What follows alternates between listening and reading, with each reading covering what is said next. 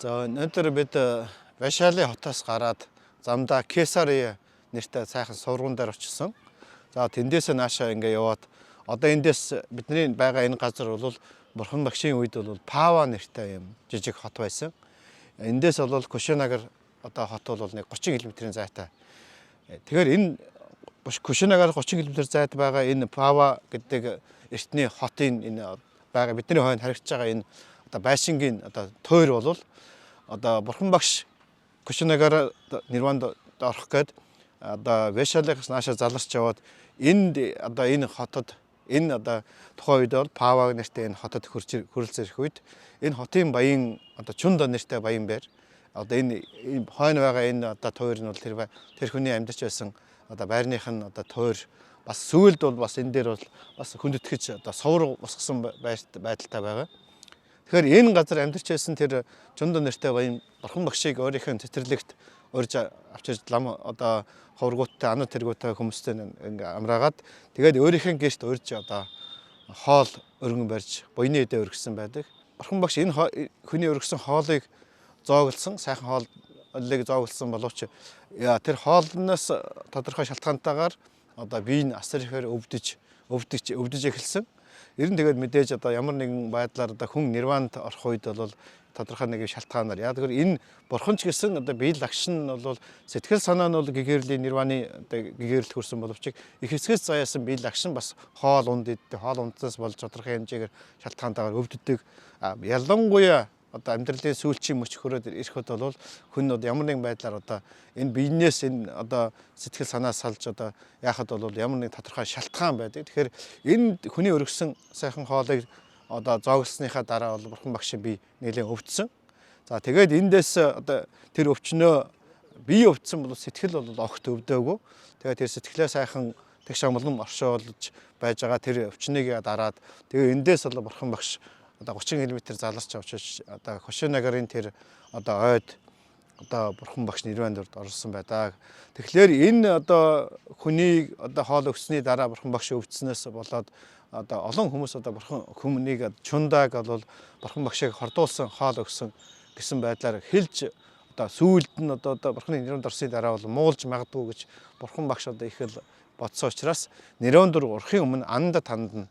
чи одоо очиж Чундатаа уулзах хэрэгтэй. Уулзаад одоо чиний өгсөн хоол бол одоо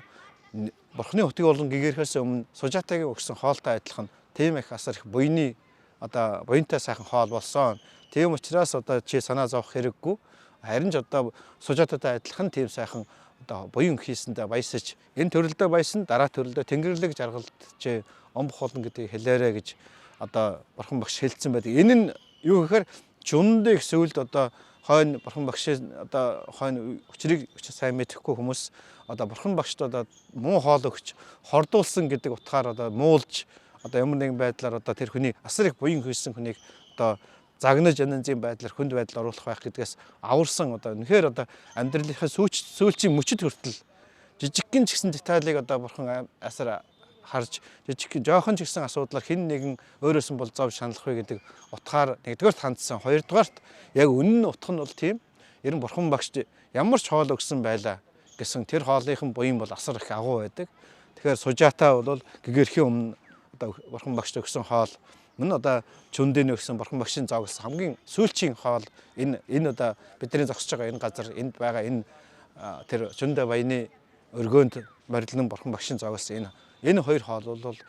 энэ хоёр хоол хийгээд энэ хоёрыг өгсөн өглийг бол агуу гайхамшигтай буян болсон гайхамшигтай хоол байсан. Азтай хүмүүст л ийм боломж таардаг. Тэгэхээр өнөөдөр бид бас энэ сайхан газар бас одоо ингээд Кушинагар руу явж явах замдаа энэ газрыг сайхан олоод зам дээр нь бид нар бас төөрөөд явж байхад